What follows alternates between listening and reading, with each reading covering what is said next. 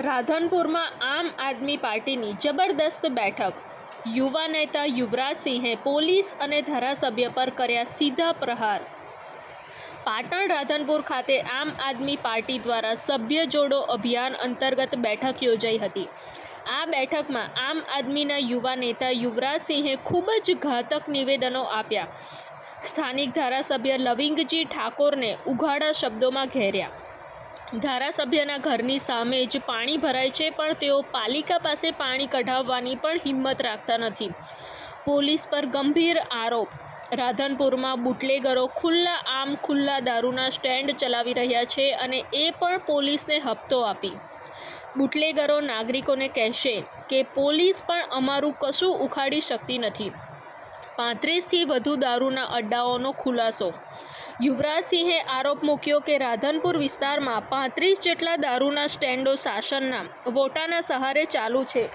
રાજસ્થાનની દારૂ આવી રહ્યું છે પોલીસના રક્ષણમાં।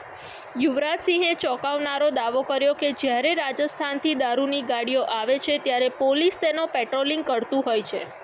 ચૂંટણી આગામી સમય આવી રહી છે, તેને લઈને આમ આદમી પાર્ટી તમામ રાજકીય પક્ષો તૈયારી કરી રહ્યા છે। ખાસ કરીને જોવા જઈએ તો છેલ્લા ઘણા સમયથી ભય, ભ્રષ્ટાચાર અને ભૂખની જે રાજનીતિ ભારતીય જનતા પાર્ટી જે કરી રહી છે એની સામે આમ આદમી પાર્ટી એ પૂરા દમખમ અને જુસ્સા સાથે આવનાર જે જિલ્લા પંચાયત અને તાલુકા પંચાયતની જે ચૂંટણીઓ છે એ હવે લડવા જઈ રહી છે। અને ખાસ કરીને રાધનપુર ખાતે આજે સમી હોય, સાતલપુર હોય કે રાધનપુર તાલુકાના જે આમ આદમી પાર્ટીની વિચારધારા સાથે સંકળાયેલા જે હજારો યુવાનો છે એ આજે આમ આદમી પાર્ટી સાથે સંકળાયા છે।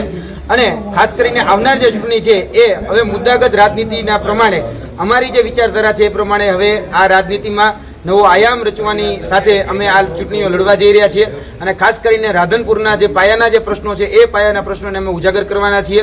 જોવા જઈએ તો જે શિક્ષણ વ્યવસ્થા જે કથળી ગયેલી છે તેની સામેની અમારી લડાઈ છે। અને રાધનપુરના અલગ અલગ વિસ્તારોમાં જે ગલીઓમાં જે દારૂનું દૂષણ જે વધી રહ્યું છે, જોવા જઈએ તો આજે અનેક એવા બુટલેગરો છે જે રાધનપુરના જે અત્યારે પોલીસને સાથે રાખી અને પોતાના સ્ટેન્ડ ચલાવી રહ્યા છે, પોલીસને પોતાના હપ્તા આપી રહ્યા છે અને એ નાગરિકોને પણ કહી રહ્યા છે કે પોલીસ પણ અમારું કાંઈ ઉખાડી નહીં શકે, કારણ કે અમે પોલીસને હપ્તા આપી રહ્યા છીએ, નેતાઓને પણ અમારા હપ્તા આપી રહ્યા છે।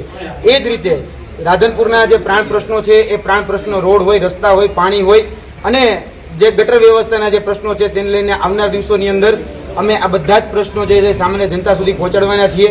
ખુદ ધારાસભ્ય શ્રી જે શેરીમાં રહે છે એ શેરીમાં જે રીતે પાણી ભરાય છે તો નગરપાલિકાને હુકમ કરીને પોતાનું પાણી પણ કઢવી ન શકતા અને કમર ઉપરના પાણી એના પોતાના વિસ્તારમાં એટલે કે લવિંગજી ઠાકોરનું જે મકાન જે જગ્યાએ આવેલું છે ત્યાં પાણી ભરાઈ જાય છે, પરંતુ છતાં પણ એનો નિકાલ એ કરી નથી શકતા।